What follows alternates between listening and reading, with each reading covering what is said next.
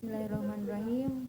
Assalamualaikum warahmatullahi wabarakatuh. Perkenalkan, nama saya Riyadhati Sabiha. Saya di sini akan mempresentasikan tugas dari beliau Dr. Andes Titi Nurhidayati, sarjana agama, magister pendidikan, mata kuliah psikologi pendidikan tentang kepribadian manusia.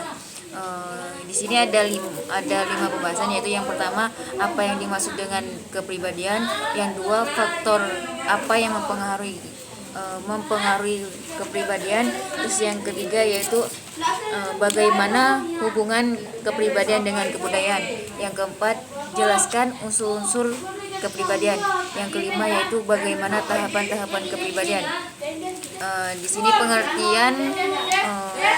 pengertian kepribadian adalah ciri-ciri watak seseorang individu yang konsisten dan yang memberikan kepadanya suatu identitas sebagai individu yang khusus.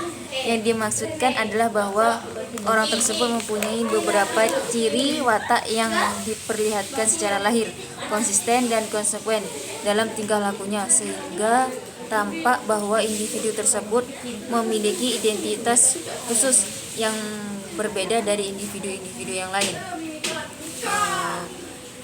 Untuk pembahasan yang kedua yaitu faktor-faktor yang mempengaruhi kepribadian.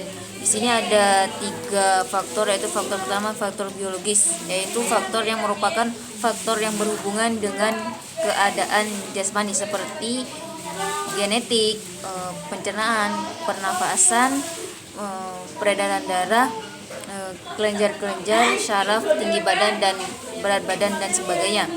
Dan untuk yang faktor yang kedua yaitu faktor sosial.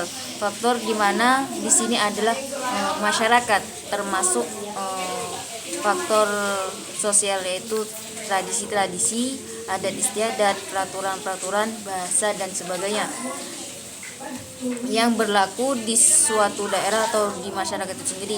Sejak dilahirkan, anak telah memulai bergaul dengan orang-orang di sekitarnya gitu.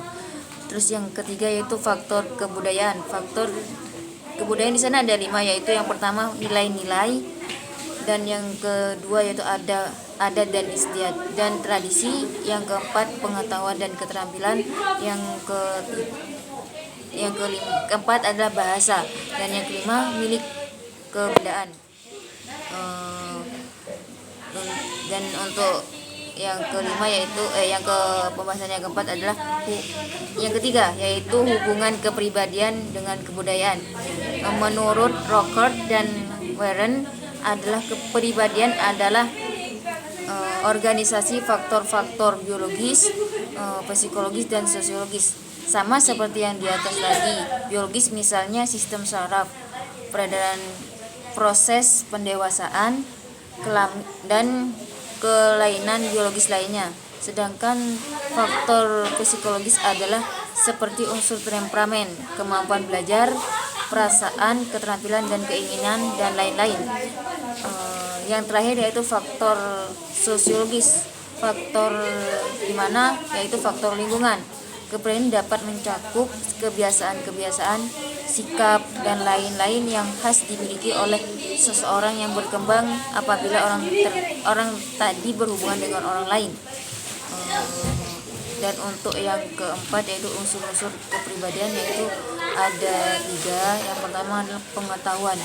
Pengetahuan di sini adalah di mana segala sesuatu yang diketahui yang tersusun secara logis dan sistematis, yang dengan mempertimbangkan sebab akibat dan dapat menerangkan gejala-gejala tertentu. Jadi pengetahuan di situ adalah di mana siswa tersebut atau individu tersebut mengolah lagi pengetahuan ilmu yang dia dapat gitu, bermanfaat, tidak berakibat apa dan menyebabkan apa gitu. Dan untuk yang kedua yaitu perasaan adalah rasa, kesadaran batin sewaktu menghadapi, mempertimbangkan tentang sesuatu hal atau pendapat. Selain pengetahuan, alam kesadaran manusia ini manusia juga mengandung berbagai macam perasaan. Dan yang ketiga yaitu dorongan naluri, yaitu di sini ada 4, yaitu yang pertama dorongan untuk mempertahankan hidup, yang kedua yaitu dorongan seks, yang ketiga yaitu dorongan untuk usaha mencari makan dan atau pekerjaan, yang keempat yaitu dorongan untuk bergaul atau berinteraksi dengan sesama manusia.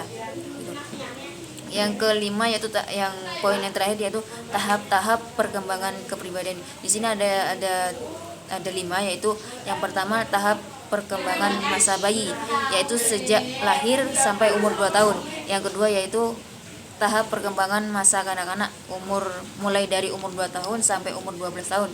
Yang ketiga yaitu tahap perkembangan pada masa pre-adolescent, yaitu umur 12 tahun sampai umur 15 tahun. Yang keempat yaitu tahap perkembangan masa adolescent, yaitu umur 15 tahun sampai umur 20 tahun. Dan yang terakhir yaitu tahap kelima, tahap pematangan diri, yaitu tahap setelah umur 20 tahun.